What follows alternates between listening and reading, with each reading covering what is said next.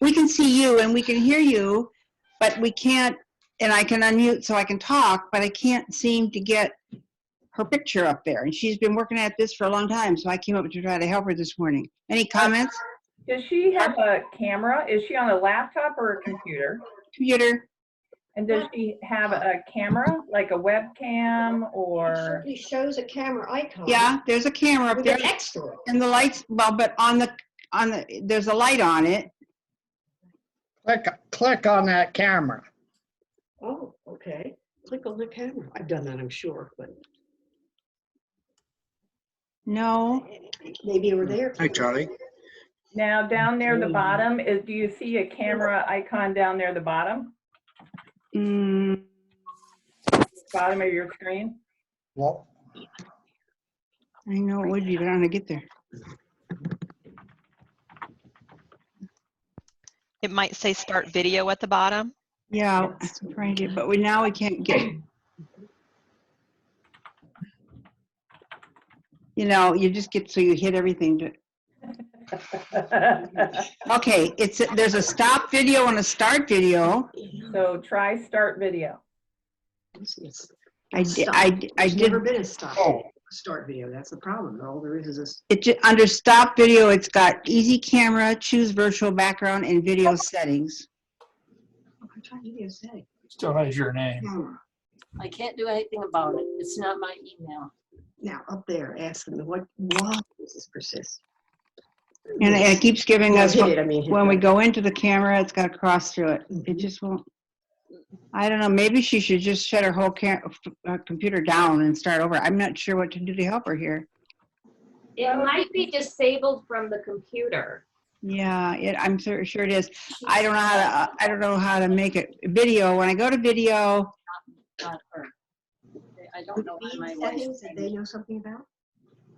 it might be, I went through settings and tried to change it. Wait a minute, always show video. Yeah. So I have hit record. So if people would like to go into the chat button and enter their name, I will get your attendance.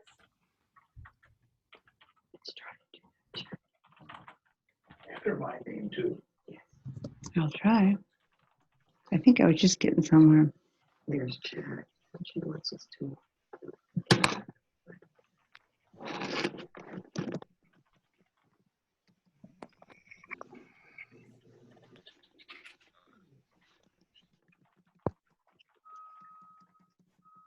No, that's not. Okay,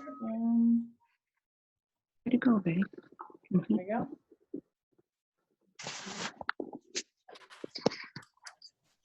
there. As far as I know, yeah, I've unmuted. I find him. Stay for a couple minutes. You don't need to rush off on something else. Asked why my name keeps coming.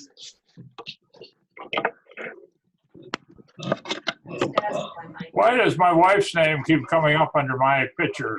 Does Well, anybody know? It's probably in your settings. It's probably registered as her name. Oh, is it all right to leave it that way? Absolutely. I know right. that you are not Fern, and I will list you as you. All right. So we got that straight. You better do it one-handed.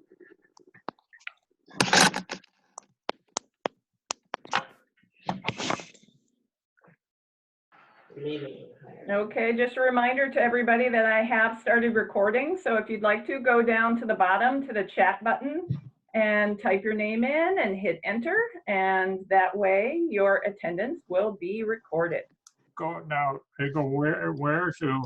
You see on the bottom, there's a button called chat. It would be on the bottom of your screen, like right down here. Oh. Oh, chat. Okay. Click on that. Click on that and a little box should open up.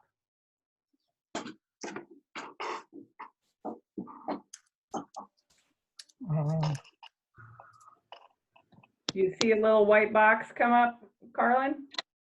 I'm still looking. Okay. I don't know. There. Fern, Carry it down. can you just stay for a couple minutes? My question would be, if I carry it down to So at the TK, bottom of your screen, everybody, there should be a chat button. Usually it's kind of in the middle, but it might change depending on what you're on. Yeah, So if yeah. this is Now click on that. the problem, you they click on the might, chat, I've got insurance on this. Now, where's the I box? could call them and ask them. I don't know. it's a little white box on the screen. Okay, oh, yeah. Some of the stuff. well, but I could just do it on, I I can, had the exact, it was very easy to be able to. That's why you keep But they haven't called me back, but that happens once in a while. you know, the other thing I do is try to get on to Milo, which I never do. I always get I on don't that. get your hand off the mouse, and that's why you're losing. I'm losing the picture here now. What's happening? There we are. Okay. I don't know. I'm here, Barb, but I haven't got it written down. Don't worry, Carlin, I gotcha. Good now. All right, excellent. I'm gonna mute you, okay? All right.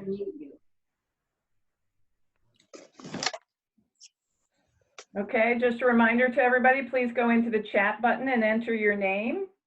Click where it says type message here, type your message, press enter on your keyboard, and your name will magically appear in the chat box.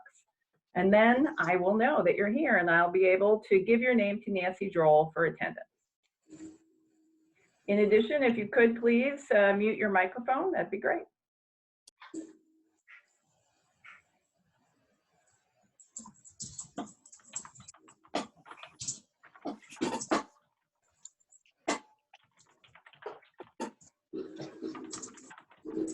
Abby had plenty of chicken.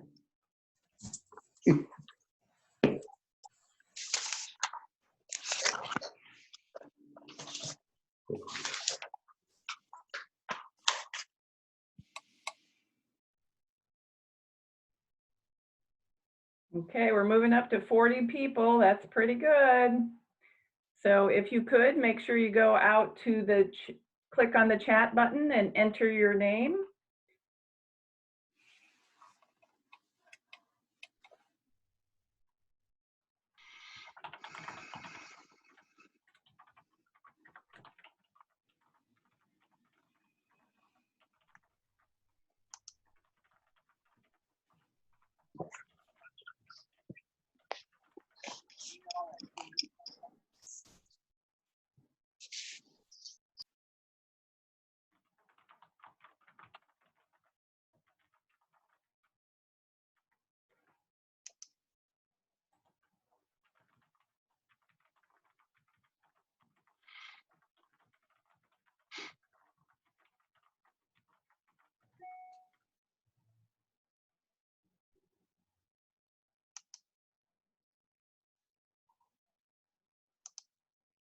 Good morning, everyone. Just a reminder, please go into the chat and enter your name so that we can record your attendance. Hello, Barb. Am I coming through? You are. All right. I'd just like to say hello, everyone. It's 12 o'clock. We have been beginning our meetings at about 12:03 as our numbers seem to climb quickly between 12 o'clock and 12:03. So we'll allow 3 more minutes for others to join us, and then we'll begin.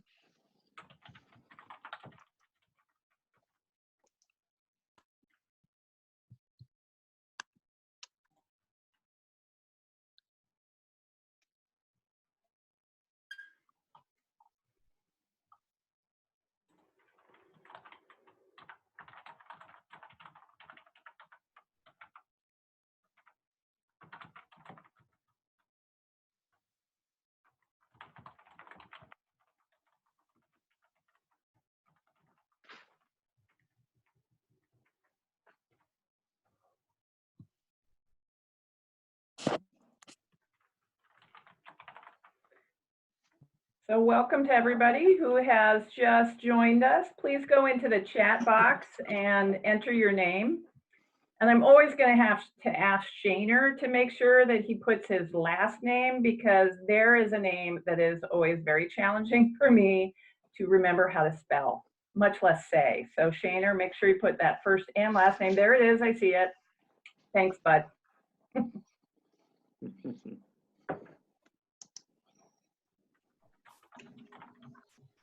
But it's such an easy name, Barb. I know. You'll have to give me some lessons. Yes, we'll have a tutorial someday. Right. Someday I'll get it. Bit by bit, I'm getting there. I'm also trying to realize like the different names people have for their phones and different things like that as well. So it's a learning process every day.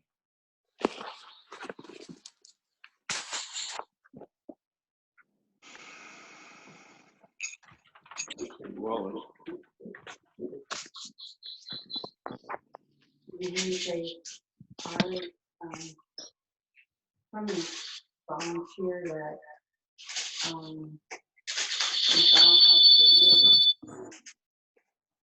rewards for doing that.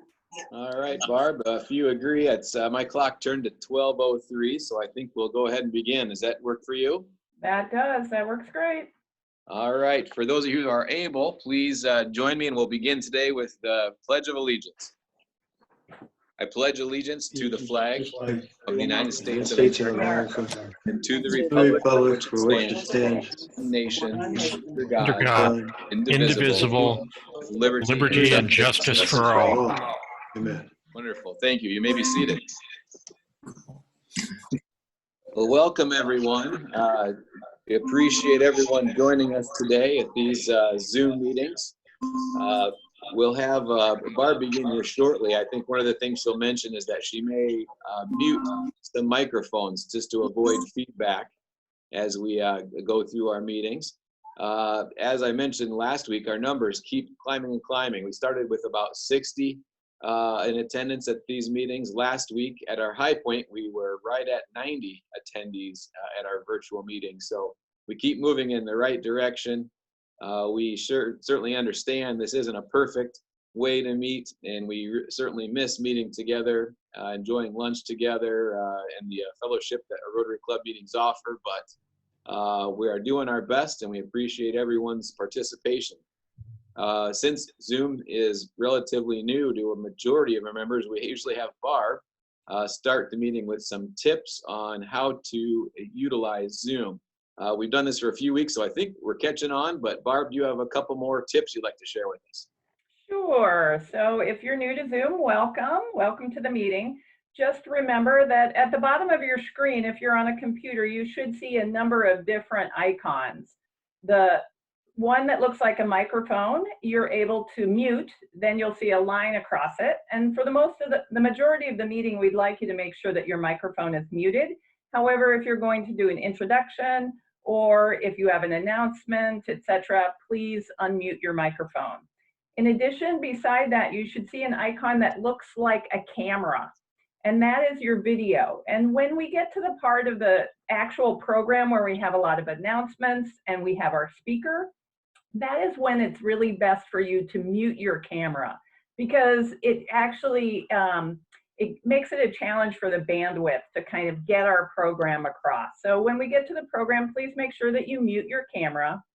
In addition, I've told you a couple times already today about the chat button at the bottom. If you click on that, you can actually enter your name so that we'll have it for attendance, or if you have a message, you can put it there as well.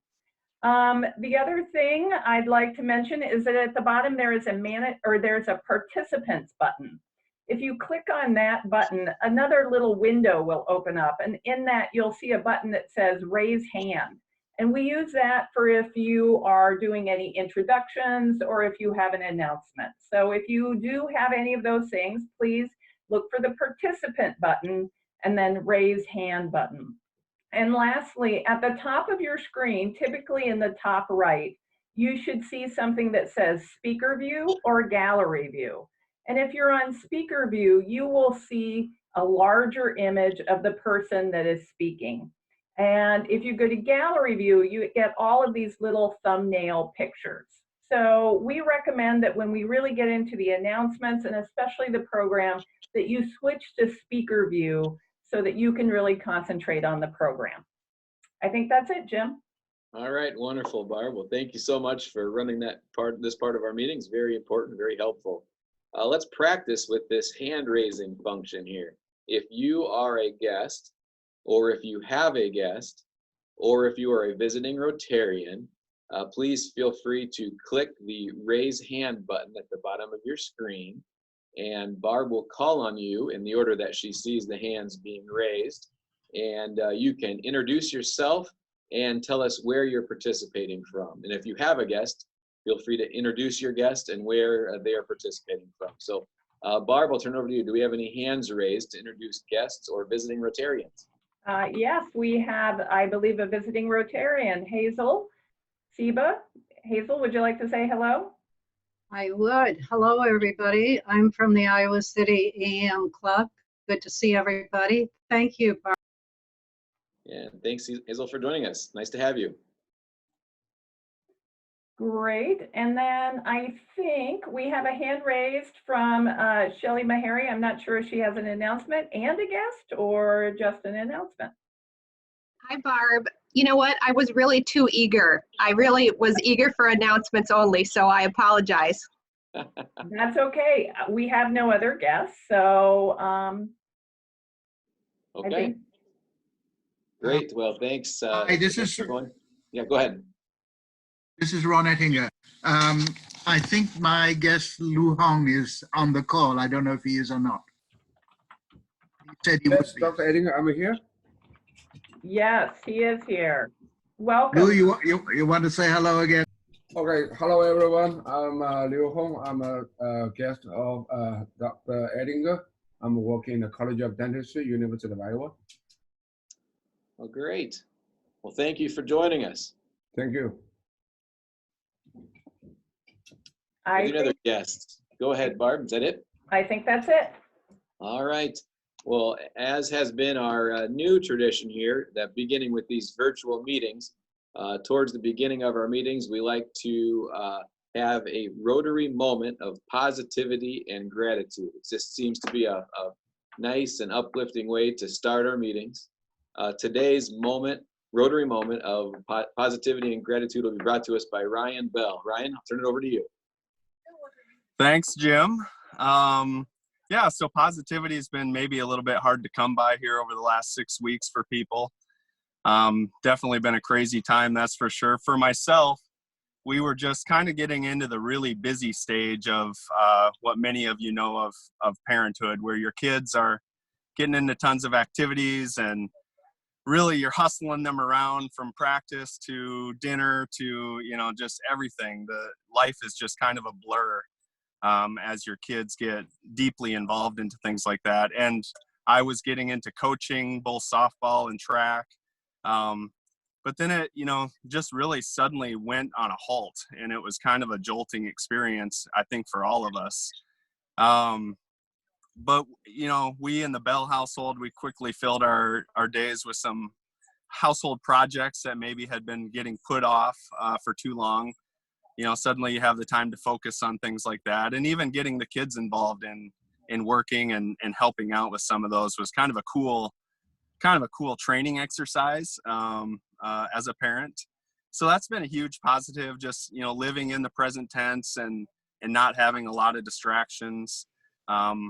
In our household, my wife's work duties have actually increased quite a bit, while mine have died off quite a bit. So I've been filling the role of daddy daycare and everything that goes along with that too.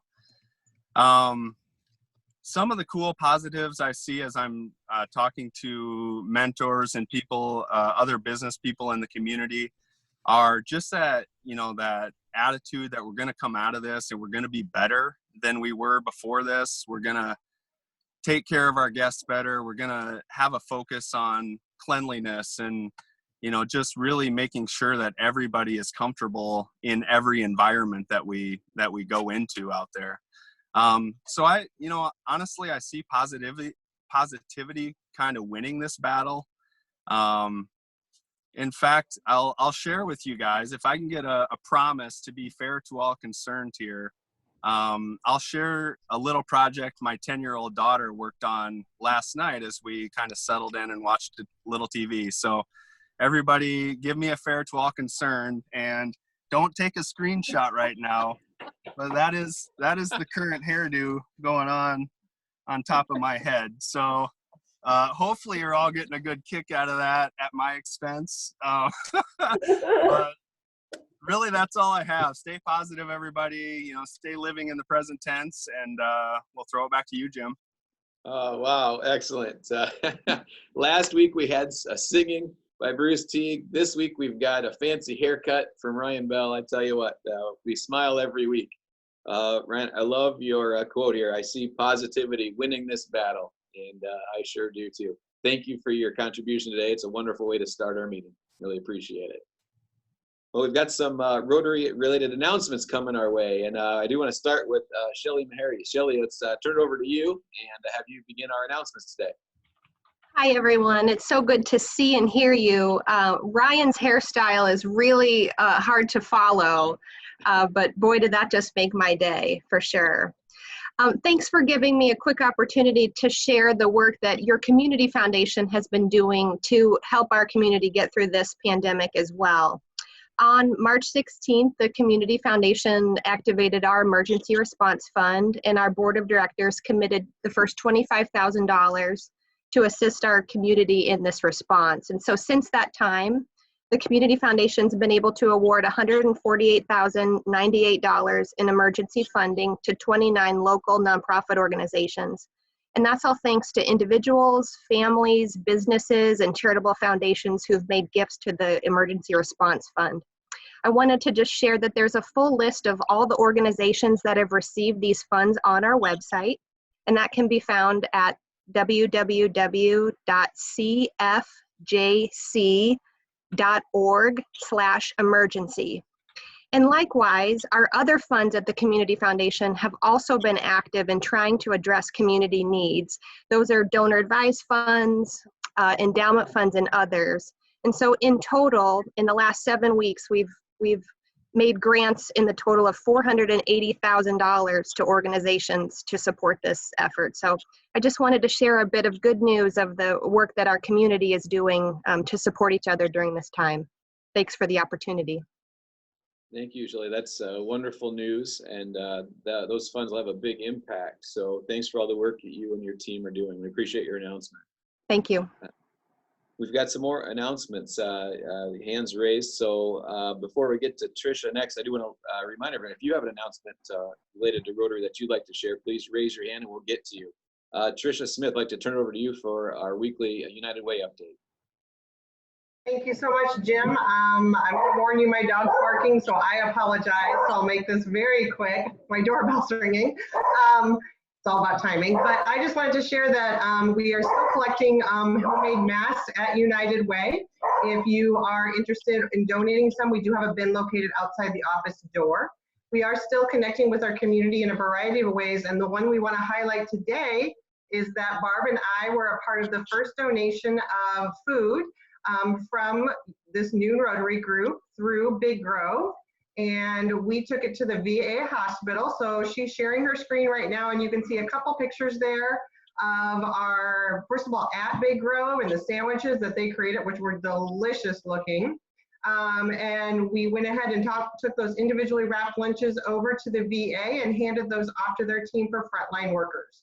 So again, we just want to thank everybody for their support of this program, but also with your support of all of the funds that are out there. You know, what Shelley and the foundation's doing is just amazing. They've done some great work with some organizations there. Our fund continues to support individuals. It's given out over $100,000 to individuals as well. So we're just very excited about connecting to our community and very appreciative for your generosity that you have shown throughout this pandemic. With that, I'll turn it over to you. Thank you. Tricia and Barb, is this our first week delivering the sandwiches to the frontline workers, or is this the second week? This is the first week. It was the first week, day. Yeah. First day, yes. Did you get to see any of the recipients, or do you just deliver to the door and then the reception folks there take them to the recipients? We saw a few people from the like kind of volunteer services. They came out with a couple carts and we loaded our big boxes off, and then they kind of disappeared into the VA. So it was a great little experience to do it. Tricia brought her college-age daughter. I brought my college-age son. They both have finished their finals, so they have a lot of time on their hands. So you might as well put them to work, right? Yep. Absolutely. Well, this is an effort that we can be proud of. The recipients of those lunches are working very, very hard, and sometimes with not enough thanks. And our hope is that these Rotary provided lunches just give them a bright spot in their day. And as with every effort, these things don't just happen. It takes people to come up with the ideas and to follow through with all the work. Barb, the board, Tricia, and others, so we appreciate all that you do to get this program kicked off. And each week we'll be delivering these. So we'd like to hear from the folks that are delivering those meals each week. More announcements. If you have another Rotary-related announcement, please raise your hand. Barb, we have other announcements? We do. We have one from LaDonna Wickland. Okay, one of our fellow Rotarians had a very significant birthday yesterday. That would be Bill Stanford. And I think it's a worthy birthday, 90. We should all wish him a very happy birthday and many, many more. Happy birthday, Bill. Congratulations, Bill. Happy birthday, Bill. Very nice. LaDonna, thank you for bringing that to our attention. And I think that is the last announcement, Jim. All right, very good. That we're going to move into our the speaker portion of our meeting, and just to remind everyone, we typically the speaker, of course, can start and stop whenever, but we typically stop the presentation around 12:45 to 12:50, so we can allow time for questions if possible. So what I'd like to do is turn the meeting over to Brad Baldus to introduce our speaker. Brad. Thank you, President Jim. I just finagled my iPad to get video working for me. I've yet to be on video on these Rotary Zooms, but here I am with my uncut hair as well. I don't have it as fancy as Ryan's, but when we had planned for this Rotary presentation months ago, we were anticipating our annual Rotary Ronald McDonald House Golf Tournament coming up on June 1st. That has been overcome by events, and we will be talking about that here more today. But Heather Croskrey from our club is with the Ronald McDonald House, and she will be talking to us today about what's going on with the Ronald McDonald House, including the latest on our annual event and what we're doing. And so without further ado, I'm going to turn it over to Heather. Hello. Okay, Barb, you're going to have to help me how to share presentation again.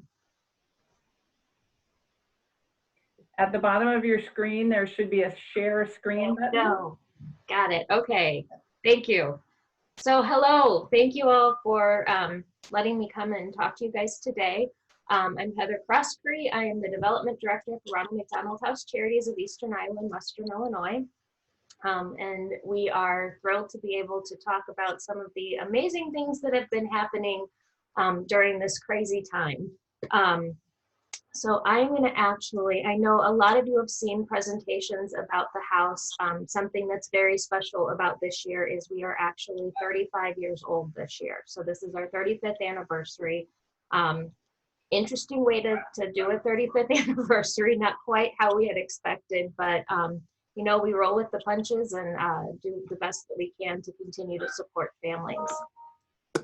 Okay, I'm going to share. There we go. So I wanted to start off with a video.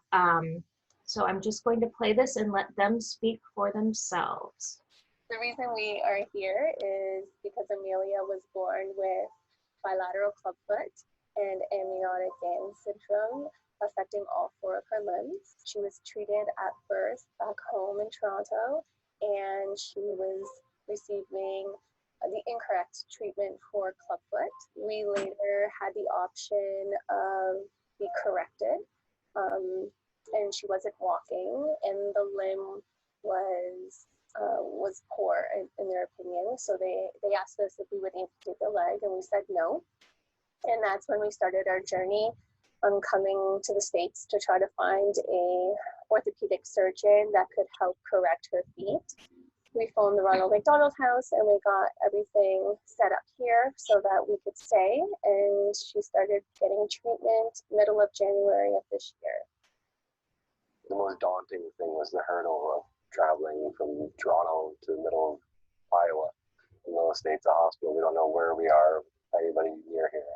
We knew there was a Ronald McDonald House that we could call home. It was comforting to know that they had somewhere that they can go and some support, that they weren't just sitting in a hotel room and having to fend themselves every dinner, eating takeout and pizza. Amelia loves coming here. She seems to have won the hearts of many of the staff members here. She enjoys the games that the house puts on for the guests. She enjoys the playrooms, the music area, and even just the lounge to go and watch a TV show. The support that we've been given here is the most support that we have been given through this entire journey. I don't think we would have succeeded as much as we have as a family if it weren't for a place like this, knowing that no matter what happens at the hospital, they will assist in any way possible. It's a home away from home is what I would tell anybody. It's somewhere where you can come and not have to worry about where you're going to sleep, going to eat. You're going to always have a warm bed and some people that around you to keep you company in whatever reason that may bring you here. I think it's important to know that you're not by yourself here as well. Whether it be the staff or other guests that are staying here, there's always someone here to help with whatever you may need.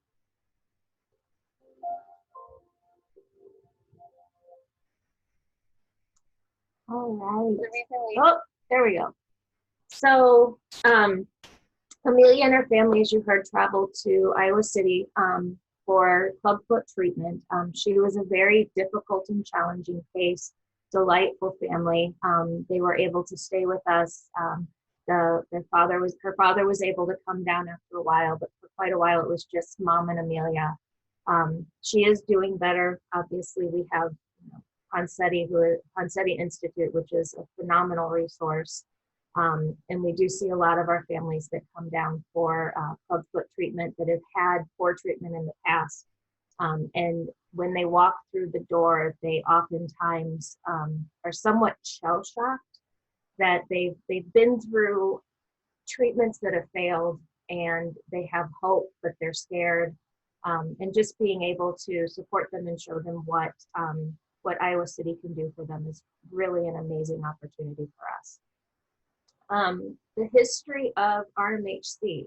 We are 35 years old, and it's been kind of fun with the 35th to dig through some of the information that we can find from back in the day. I learned yesterday that Bump Elliott was actually the fundraising chair of the pre-build fundraising campaign to start off the Ronald McDonald House, which is something that we didn't know. He continued until his passing to be a phenomenal supporter.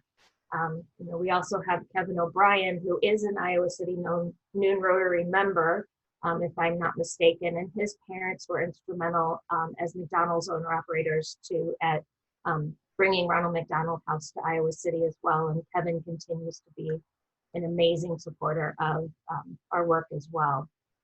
September 7th, 1985, we had the ribbon cutting.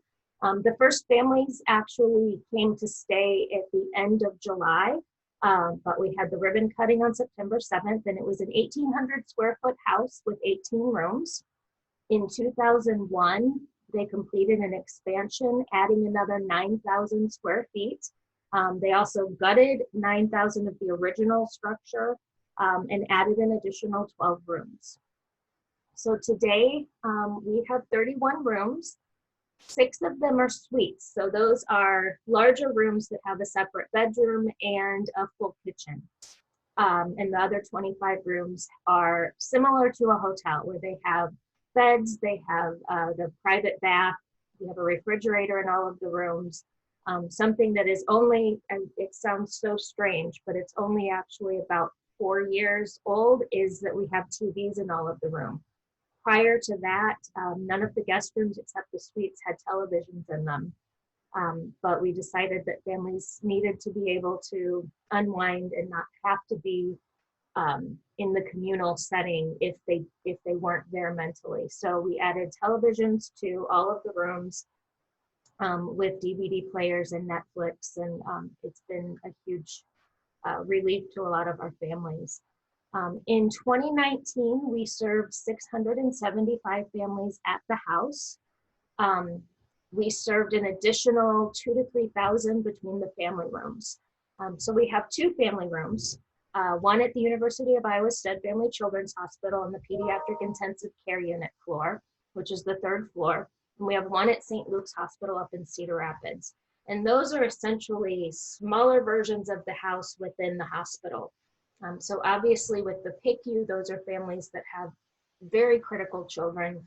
They don't necessarily want to leave the floor, and oftentimes they're the ones that will not take care of themselves because they didn't want to leave their children in the PICU. And so we have a sleep room, we have shower facilities, we have meals every day, we have respite rooms for them so we can take care of the parents, but they're still very close to their children. In 2019, our average stay was 18 days. We are seeing a dramatic increase in the average length of stay. In 2018, it was 17 days. In 2015, I believe it was 11 days. And so when the new hospital was built, we wondered how that was going to impact our services, because they are a family-centered care now, where they have spaces for parents to room in with their children. And what we've actually seen is our numbers, our need continues to increase. We have more and more families that need our services. We're seeing families that are traveling from farther distances with more severe cases and staying for longer. And so it's been a unique trend that we've witnessed. We weren't sure what was going to happen, but we just continue to see increases in the length of stay, the severity of cases, and how far they travel. We typically have 15 families per night on our wait list. And we have a 98% occupancy on open rooms. If we have an open room, we fill it. The only time rooms are not filled are for when they're down for maintenance. Since I know one of the big questions is going to be what's happening right now with the house. Our global organization, RMHC Global, put in a suspension of service for all family rooms, and that we were not allowed to admit new families during this COVID pandemic. We didn't have the resources to adequately take care of them and ensure that they would be safe in a clean environment. Volunteers were suspended, and we rely 100% on volunteers to clean our facilities. So unfortunately, we had to suspend service in order to protect the families and the children. Thankfully, at the time, we had begun our remodel, and so we were down in our census tremendously. So we were able to work with the hospital for those families that were remaining at RMHC and find additional, find alternate plans for them. A lot of the patients were actually let go. They were sent home because it was safer for them to be at home than in the hospital setting. And the rest of them, we were able to find hotel rooms, or they were able to room in with their children. As we are working toward readmitting families again, we are working with public health and RMHC Global to identify what we need to do to ensure that the families and staff remain safe once we start admitting families again. And so we're getting those guidelines ironed out, and we are looking at this point at the end of May for starting to readmit families in a phased approach. We'll start off obviously with our suites because they have individual kitchens and we can keep everybody socially distanced and isolated. And so from there, we'll start to work on our processes and procedures to make sure that everyone stays safe. It's been an interesting challenge. We've had to look at all of our policies and procedures as a communal living environment. It's really been a challenge to figure out how to keep families safe and healthy while still creating that home-like and warm environment. One of the greatest gifts that RMHC gives to families is that community. So how to maintain that community while also maintaining social distance is one of the challenges that we're really working through. And we have an incredible team of staff that are putting their heads together to figure out how to do that. So that I'm very hopeful that we're going to be able to accomplish all of that needs to be accomplished and keep everyone safe as well. So where do our families come? Where do our families come from? 85% of our families are from Iowa. Our top 10 Iowa counties that were served in 2019: Polk, Blackhawk, Dubuque, Scott, Clinton, Cerro Gordo, Lee, Lynn, Des Moines, and Bremer. We also served families from Canada, Ecuador, Israel, and Peru. In our 35-year history, we've served families from all 99 counties, all 50 states, and 69 different countries. The map on the left, all of the dark blue states are where we had families stay with us in 2018. I did not have an updated map, but it pretty much follows. We get about half of the states a year that come and stay with us. A lot of those are for clubfoot. A lot of those are for other specialties that are available at the university. It really, to me, highlights what an incredible resource we have in our backyard. You know, I'm not an Iowa native. I came from the St. Louis area. And one of the things that I never even dreamed was having such a world-class children's hospital in our backyard while we lived in Iowa, and being able to get to see and learn all of the things that this hospital does is phenomenal. So we're very lucky that we are able to have Stead Family Children's Hospital. How we're funded. This is based on 2019, and our funding has altered a little bit given the pandemic, but in general, the majority of our donors are individual donors. We have a lot of breadth. We have a lot of our average donation is about $100. So we do have a lot of breadth. We have a lot of families that continue to support us after they go home. And just absolutely phenomenal community that really goes out of their way to support our mission and our work, and we're very grateful for them. About 18% come from businesses, and that does include our McDonald's partners. One of the misconceptions that we often hear is that we are just supported 100% by McDonald's. And while they're a phenomenal partner and they do an awful lot to help us, and we are their charity of choice, we are really a community resource. And we do rely a lot on those individual and business donations. Our third-party fundraisers, I love. They are the people that go out in the community and hold a fundraiser for us. We have golf outings, we have lemonade stands, different garage sales. It varies. Everybody's incredibly creative, and it's a lot of fun to watch the ingenuity and creativity that comes from our families and our supporters. Our events consist of the piano celebration in the Quad Cities, the Red Shoe Run for the families golf outing, and then usually we have some sort of fall fundraiser. This year, that is probably going to be the most impacted segment of our revenue source. Unfortunately, the piano celebration is typically at the end of April, and it had to be canceled this year.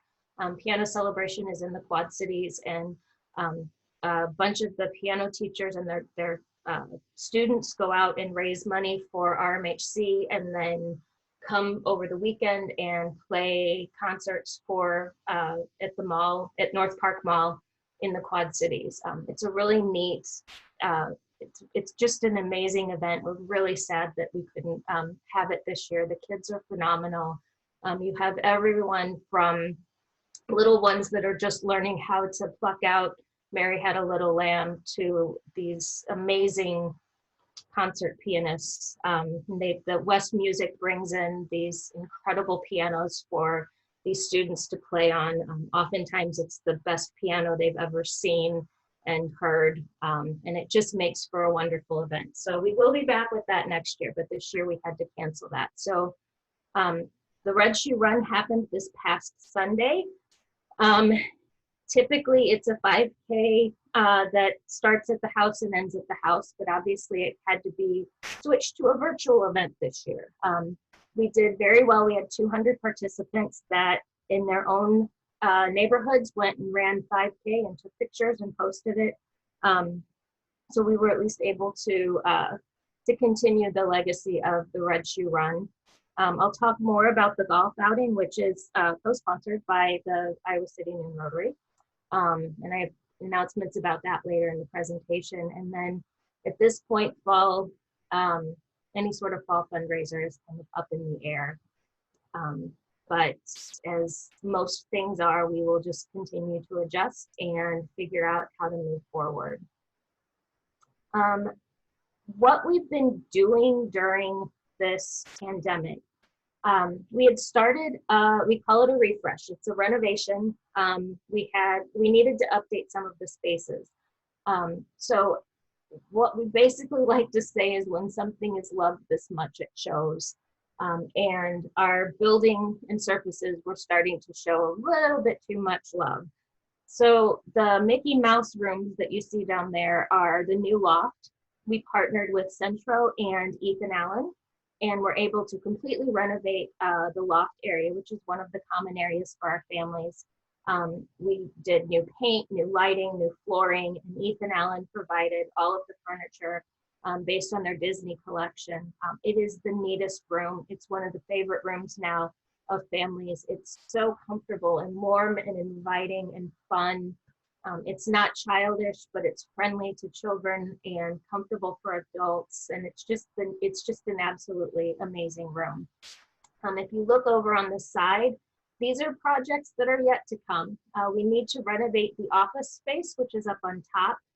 The way it's structured right now, we have no line of sight to the front door, and families are admitted into the house in a small office. And so we need to open that up both for the ability to social distance and for safety, because we need to be able to see who's at the front door instead of bringing people in and not really knowing who's there. The great room just needs to freshen up again. With the tables are getting worn, the lighting needs to be updated. And then to me, what's gonna have the most impact is the kitchen. We are committed to providing a hot meal every night to all of our families at all 3 locations. The kitchen in the Ronald McDonald House was designed before we took on that initiative. And so it's 4 small kitchens within the space. It really does remind me of like a home ec classroom from back in the day. And it's not conducive to fixing a meal for 50 to 60 people. So we need to open that space up, add more storage, have a better flow, have a better area to serve.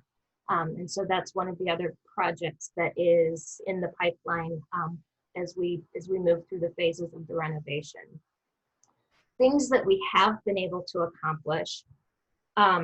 We've expanded our parking lot. We went from 7 parking spaces, and by the way, we have 9 full-time staff, to 15 parking spaces. So we're very excited that all of our volunteers and staff can actually park without doing what we called Tetris, which was creatively altering cars so we could fit as many as possible into the smallest space.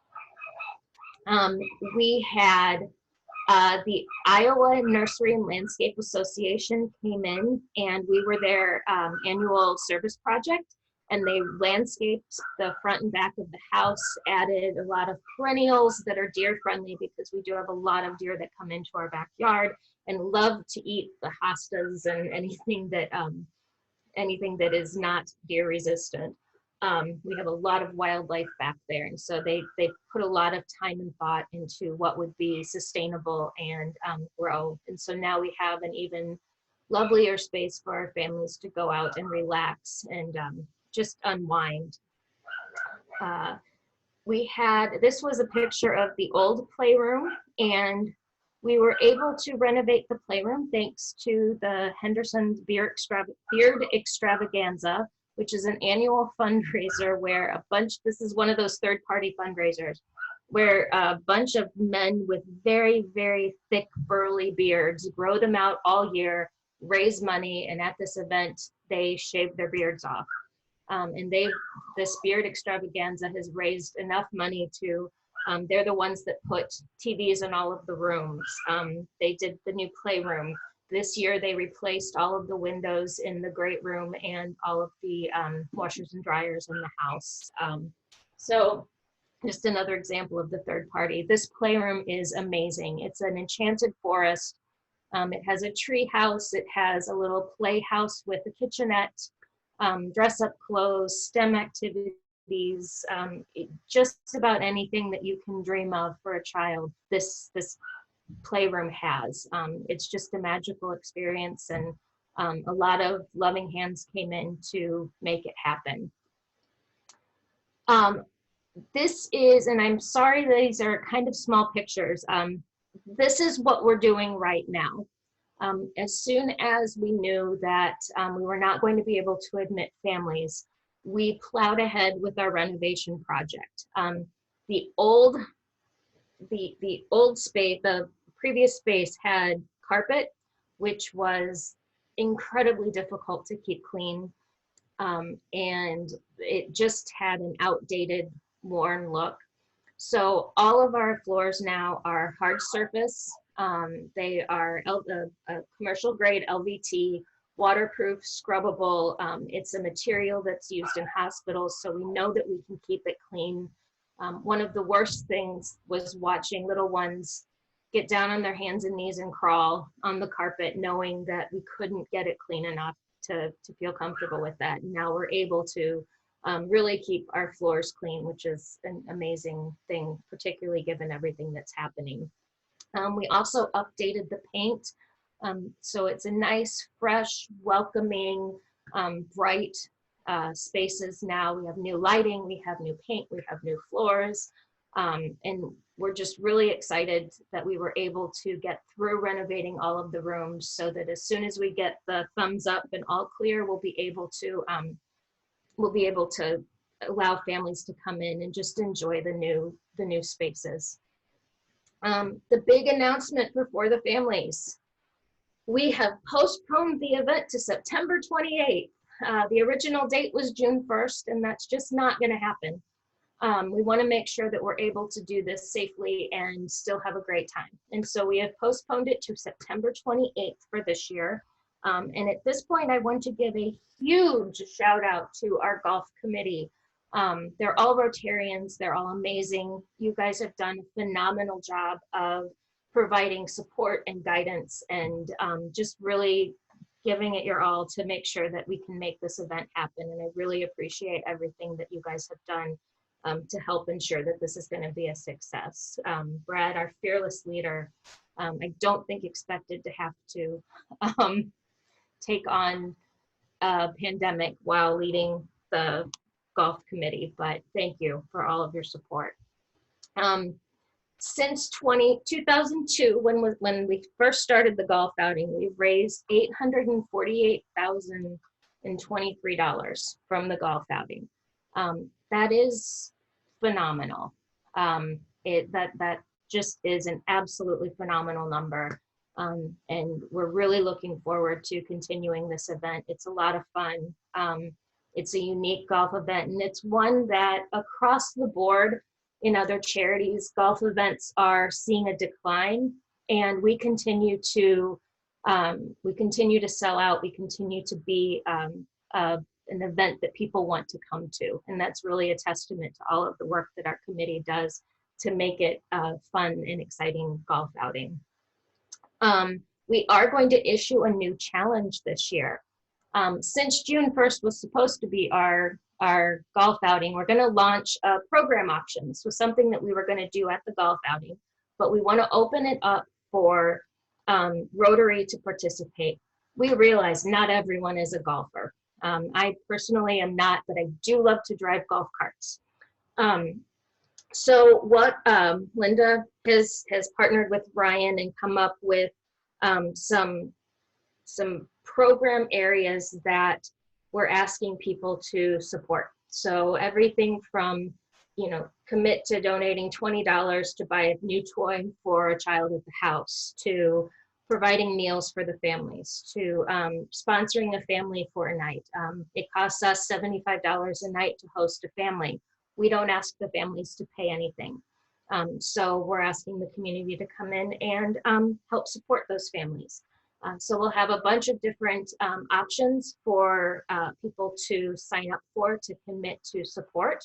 And all of that, all of those pledges will count toward the final total of the golf outing. So June 1st, look for an email, and we'll make sure to make some announcements starting in June to let you know that it's open and where to go. You can always go to our website and look for the golf event and get the most up-to-date information there. We're really excited about the possibilities and where we're headed, and just we know that it's going to be challenging, but that in the end we're going to come back stronger, more efficient, more effective, and really more appreciative of the community that we have once we're able to meet again face to face. So that is all I have. Thank you. Yes, thank you, Heather. I appreciate your update. It's wonderful to hear that the great work that you do and with your team has been able to continue during these unusual times. We really appreciate your update. We do have time for a few questions today. So if anyone that's on the call has a question, please just click the raise hand button and Barb will call on you and know that she sees the question. So Barb, do we have any hands raised at this point? We don't. Just a reminder, you can find that button under the participants button at the bottom of your screen. Click on that and a window will open up where it says raise hand. Is there anyone that has a question that isn't able to click the raise hand button? If so, go ahead. I just covered everything that well. Yeah, you did. And again, just so great to see that your work continues. And I checked the calendar for September 28th, and it looks like sunny skies and high of 75 degrees that day. So Perfect. Great Perfect. choice. Either you or Brad did a wonderful job choosing that day. The weather committee did a great job as well. Yes. We'll look forward to it. We did Vern Folkman, are you on? Is our golf team ready to go September 28th, Vern? Perhaps no Vern today. Well, I thought that would have been a funny conversation, but right. On behalf of our team, we're excited. Barb, go ahead. Yeah, we do have a question from Diane Atkins. Diane, could you unmute? Yeah, this is not a question, but just to sort of reemphasize, I think it's pretty clear from Heather's presentation, but I am a retired pediatric cardiologist at the University of Iowa. Many of my patients had to stay in the intensive care unit, sometimes for months on end. And I can't tell you how much the Ronald McDonald House meant for them. It's obviously incredibly intense to have your child in the intensive care unit, and it's not a place where they can relax, where they can sleep well, hospital food. And so having the opportunity of them to decompress and get ready for the next part is just an amazing facility for them. And I know all of us, the faculty, the nurses, the staff at the university are so grateful for what the Ronald McDonald House does for our kids and the patients. Oh, thank you.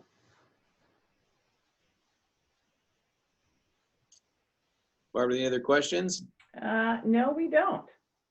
Okay, everyone. Well, we'll go ahead and move to adjourn at this point. If you are able, please stand with me and we'll recite the four-way test. The vice manager. type device manager, select device Of manager. the things we Under think, say, or camera, do, Say or do. or image devices. is it fair to all concerned? Will it build goodwill and better friendships? Is it beneficial to all concerned? Wonderful meeting today. Thank you, Heather. Thanks, everyone. Barb, have a great day.